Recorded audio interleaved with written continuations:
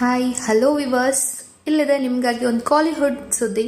ನಟ ವಿಶಾಲ್ ಕೈ ನಡುಗ್ತಾ ಇರೋದಾದ್ರೂ ಯಾಕೆ? ವಿಶಾಲ್ ಕೈಯಲ್ಲಿ ಮೈಕ್ ಹಿಡಿಯಲು ಆಗ್ತಾ ಇಲ್ಲ, ಮಾತು ಕೂಡ ಸ್ಪಷ್ಟವಾಗಿಲ್ಲ.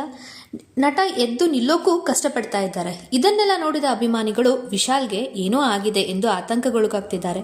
ಮತ್ತೊಂದೆಡೆ ಕೆಲವು ಯೂಟ್ಯೂಬ್ ಚಾನೆಲ್ಗಳಲ್ಲಿ ವಿಶಾಲ್ ಅವರ ಆರೋಗ್ಯದ ಕುರಿತು ಪ್ರತಿದಿನ ವಿಡಿಯೋಗಳನ್ನು ಹಂಚಿಕೊಳ್ತಾ ಇವೆ.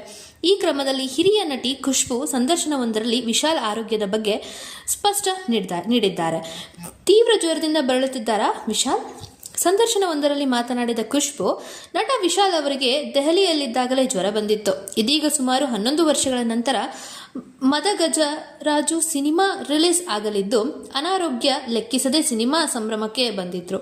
ಆ ದಿನ ವಿಶಾಲ್ ತೀವ್ರ ಜ್ವರದಿಂದ ಬಳಲ್ತಾ ಇದ್ರು ಎಂದು ಖುಷ್ಬು ಹೇಳಿದ್ದಾರೆ. ಹಾಗಾದ್ರೆ 103 ಡಿಗ್ರಿ ಜ್ವರ ಬಂದಾಗ ಕೈ ನಡುಗುತ್ತಾ? ಜ್ವರ ಇದ್ರೂ ಯಾಕೆ ಬಂದೆ ಅಂತ ನಾನು ಅವರನ್ನ ಕೇಳಿದೆ.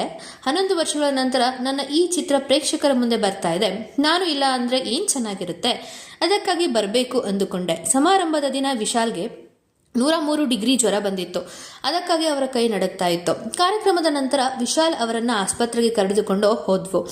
ಈಗಷ್ಟೇ ಚೇತರಿಸಿಕೊಳ್ಳುತ್ತಿದ್ದ ವಿಶಾಲ್ ಆರೋಗ್ಯದ ಬಗ್ಗೆ ಯಾರೂ ಆತಂಕ ಪಡುವ ಅಗತ್ಯ ಇಲ್ಲ ಎಂದು ಖುಷ್ಬು ಸ್ಪಷ್ಟ ನೀಡಿದ್ದಾರೆ. ಇನ್ನೂ ಹೆಚ್ಚಿನ ಮಾಹಿತಿಗಾಗಿ ನಮ್ಮ ಚಾನಲನ್ನು ಸಬ್ಸ್ಕ್ರೈಬ್ ಮಾಡಿ, ಪಕ್ಕದಲ್ಲಿ ಕಾಣ್ತಾ ಇರೋ ಬೆಲ್ ಐಕಾನನ್ನು ಕ್ಲಿಕ್ ಮಾಡಿ.